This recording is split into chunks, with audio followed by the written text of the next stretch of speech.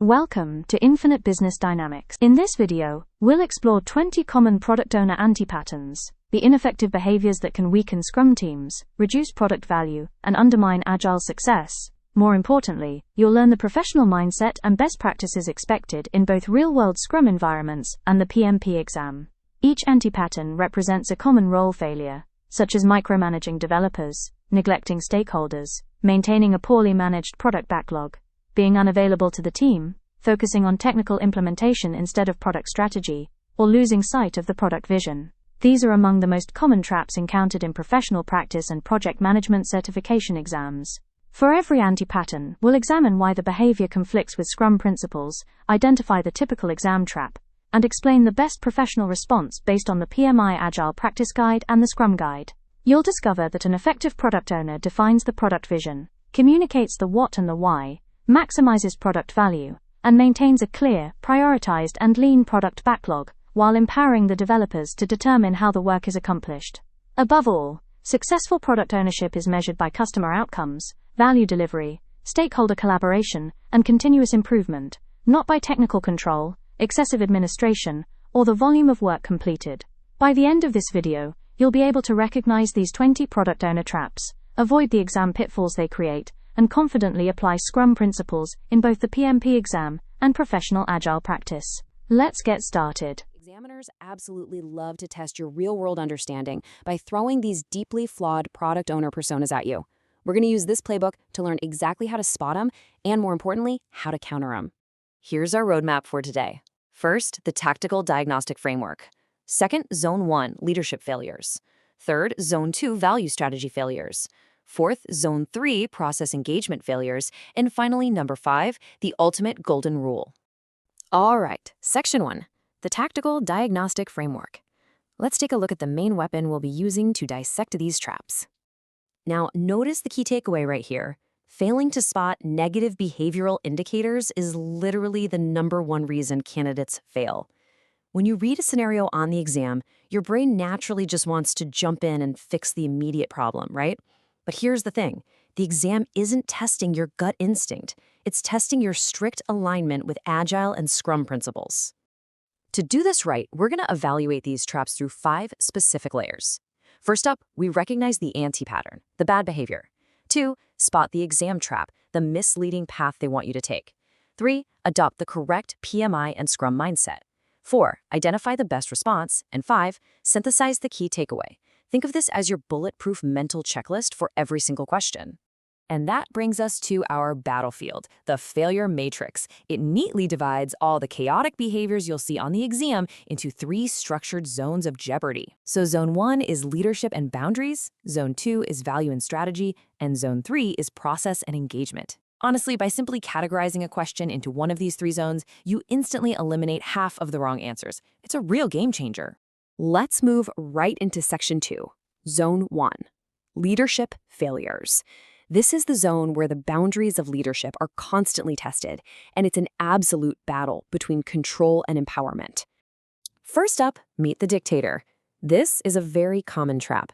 The anti-pattern here is a product owner who tries to control daily team tasks and dictates the actual implementation. On the exam, a trap answer might suggest the PO should assign specific work to developers, just to speed things up. But remember, the product owner's job is prioritizing the what and the why, definitely not the daily how. So the crucial point here is that massive contrast between a command and control anti-pattern and the correct mindset, which is developer self-management. If an exam choice has the product owner telling the team how to do their jobs, eliminate it immediately. Your goal is always to reinforce self-management. Next in this zone is the committee. This anti-pattern completely dilutes that single point of accountability by sharing decisions across a whole group, which leads to agonizingly slow progress. The exam trap here is making you believe the product owner needs to seek consensus for every single backlog item. They really don't. Agile requires one empowered product owner to make the final call on value. Finally, rounding out Zone 1, we have the solution-driven product owner. This persona dictates the technical how instead of actually empowering the team to find the best solution for the product's why. If a question describes a PO prescribing a specific technology or architecture, that is a massive red flag. The right response is always to clearly articulate the problem and then completely trust the Scrum team to design the solution. All right, Section 3, Zone 2, Value Strategy Failures. Here, our focus shifts away from team dynamics and over to the actual product direction. First in this zone is the visionless product owner. Completely lacking a North Star, they make these ad hoc decisions that totally misalign priorities from overall stakeholder value. The trap? Well, it's focusing purely on delivering immediate tasks without any sort of long-term strategy. Actually, scratch that. It's more like just reacting to whoever is yelling the loudest. The correct response is always to collaborate, understand the market, and establish a rock-solid product vision to guide those backlog decisions. Then we have the feature factory. And let me tell you, this is a huge trap on the PMP. You are definitely going to see scenarios treating the backlog like a simple checklist of requests, just pumping out features without even considering their actual value. The exam will totally tempt you with answers that maximize output, but a true Scrum mindset, that maximizes value. I want you to remember this punchy mantra for the exam when you are dealing with this exact trap. Focus on outcomes, not outputs. Value first, features second. Think about it. Delivering 10 features that literally nobody uses is a failure, right? But delivering just one feature that solves a core customer problem, that's a massive success. Value first always. We also have the detail drowner. This product owner absolutely suffocates the team with exhaustive documentation and micro requirements. They somehow think more paperwork up front means fewer changes later. But Agile thrives on adaptability. The correct mindset values clear, adaptable outcomes way over rigid, exhaustive details. You just need to give the team enough clarity to deliver and leave plenty of room for discovery along the way. Moving on to Section 4, Zone 3, Process Engagement Failures. This is our final battleground, and it's all about how the product owner interacts with the team and stakeholders. Beware the unavailable product owner. Notice that empty chair? This PO becomes a massive bottleneck by failing to collaborate continuously with the Scrum team. The tricky exam trap here is assuming the PO only really needs to show up for planning or review events. Wrong. The correct mindset is that active, continuous availability is what actually drives clarity and value. Next up is the backlog hoarder. They hold on to hundreds of unrefined items and stubbornly fail to ruthlessly prioritize. The trap is thinking a giant, massive backlog means you're super well prepared for the future. In reality, a hoarded backlog just creates waste. What you actually want is a lean, highly prioritized, and transparent backlog that creates a really healthy flow for the team. Then we have the customer-distant product owner. This persona makes decisions built entirely on assumptions. They stay hidden behind a brick wall rather than going out and seeking real, continuous customer validation. If an exam scenario mentions the PO is relying on outdated inputs, the absolute best response is to get them directly engaging with real users to validate those assumptions. And the final trap in this zone is the stakeholder pleaser. This PO completely destroys focus and bloats the backlog by trying to say yes to absolutely everyone. On the exam, you'll likely see a PO under immense pressure from competing stakeholders. The trap? Giving in and adding everyone's urgent request to the current sprint. The right move? Maintain a transparent priority order based strictly on strategy, even if it upsets someone. Burn this specific takeaway into your memory for exam day. You cannot make everyone happy. Your job is to say no, so the team can deliver yes. As a product owner, you are balancing needs and maximizing value, not seeking universal stakeholder approval. A strategic, firm no is exactly what protects the team's ability to deliver a high-value yes. Finally, Section 5, the ultimate golden rule. To wrap up this explainer, we need a final fail-safe for when you are staring at two identical-looking answers on exam day. Master these 3 pillars of the golden rule. Ask yourself, does this exam option prioritize value over output? Does it focus on outcomes over solutions?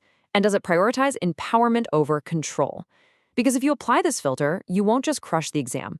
You'll unlock the true power of agile leadership out there in the real world. Silent product owner. The core anti-pattern here with the silent product owner is a leader who is just rarely around for the team. And you know what happens? This absence creates massive ambiguity. It delays decisions, it completely blocks feedback, and it stalls backlog refinement. Watch out for this because it's a huge PMP exam trap. The questions will often describe a missing or unavailable product owner and then ask you to figure out the impact on the sprint. So here is the correct PMI and Scrum mindset you need to lock into your brain right now. Availability creates alignment. The product owner literally has to be there to make decisions and represent stakeholder needs. Basically, a present product owner equals a high-performing team. Now, on the absolute complete opposite end of the spectrum from being absent, we've got the micro-executioner. And the contrast here is just fascinating. We're looking at the massive trap of dictating the how versus the correct agile mindset of leading the why.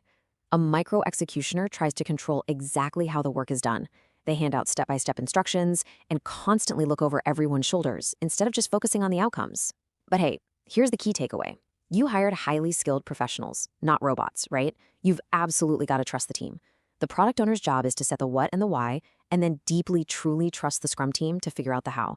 You have to step back from those execution details if you want to actually empower your people. Just like dictating the how completely kills empowerment, dictating the time completely kills trust. Enter the estimation negotiator. If you ever run into a scenario where a product owner is challenging, questioning, or actively trying to negotiate story point estimates, red flags should immediately go up. Why? Well, because pushing a team to estimate smaller or commit to more work completely shatters trust. It shifts the entire focus to arbitrary numbers instead of a smooth workflow. The correct agile mindset firmly dictates that estimation is 100% the team's job. The product owner must strictly stick to providing clarity, scope, and priority, and really nothing more. All right, moving on to the sprint disruptor. Honestly, nothing shatters team momentum quite like mid-sprint scope changes or those urgent, off-the-cuff requests that just seemingly pop up out of nowhere. Treating the sprint like it's totally flexible completely ruins the team's commitment and totally derails their focus. We have to establish a firm, non-negotiable rule here. A sprint is a protected container for focus. Any urgent changes, they've got to follow the proper process. That means deferring new requests right to the product backlog so they can be prioritized for the next cycle. You literally have to protect the sprint if you want to deliver actual value. And you know, all those mid-sprint disruptions, they usually stem from our next villain, the goal ignorer. This highlights the severe danger of reacting to stakeholder noise, personal preferences, or just minor random requests instead of staying laser-focused on the product goal. In Agile, the product goal is your North Star, period. If a product owner is out there prioritizing low-value items just to quiet the noise, they completely lose sight of the intended outcomes. I really want to remind you of a crucial truth here. Distractions destroy value.